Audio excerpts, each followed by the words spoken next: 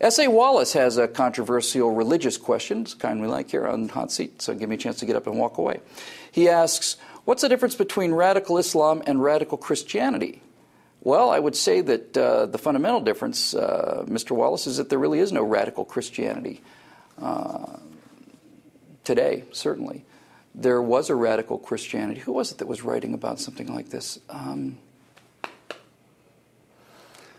I think it might have been a sci-fi novel or something like this. Somebody was talking about how in the Middle Ages, the belief about whether or not Christ was crucified with his legs apart with two separate nails or overlapping with one nail led to wars that killed thousands and thousands of people. And this person said that kind of religious fervor, that kind of religious belief is a powerful force in the world.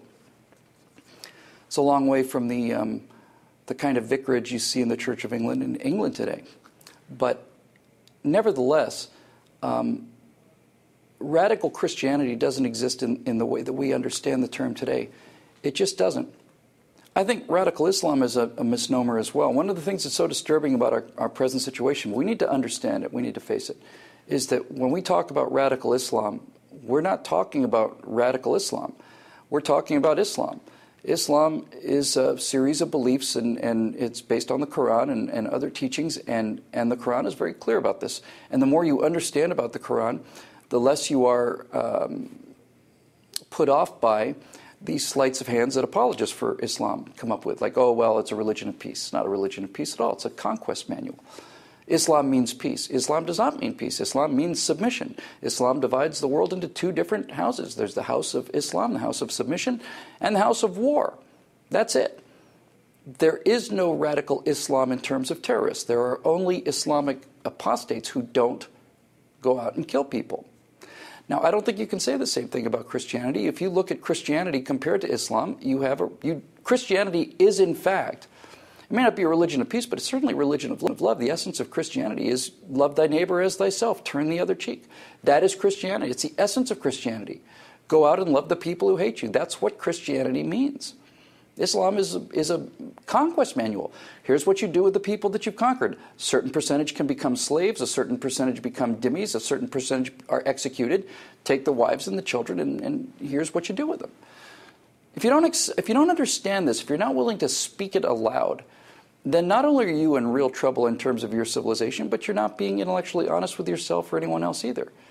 And we have to understand that when we talk about America, the remarkable thing about America is that it allows so many Muslims to become apostates. It allows so many Muslims, millions and millions and millions of Muslims live in America, absolutely peacefully, working perfectly well with their neighbors, going to work with everybody else and fit right in with the rest of us. That's an exception to what Islam commands. Now, people talk about the Crusades as an example of radical Christianity or rampant Christianity. It needs to be pointed out. It's not pointed out these days, but it needs to be pointed out.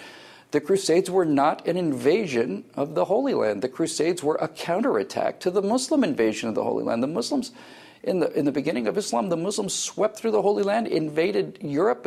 They'd taken over most of the Spanish, the Iberian Peninsula.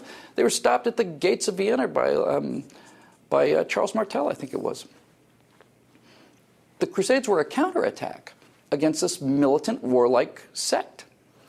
That's history, that's facts. And Jefferson was talking about it from the beginning of the Republic. It doesn't mean that Muslims are bad. It doesn't mean especially that Muslims in America are bad. On the contrary, Muslims in America are extraordinarily good people by and large. Family people and people of high moral tone. But they are not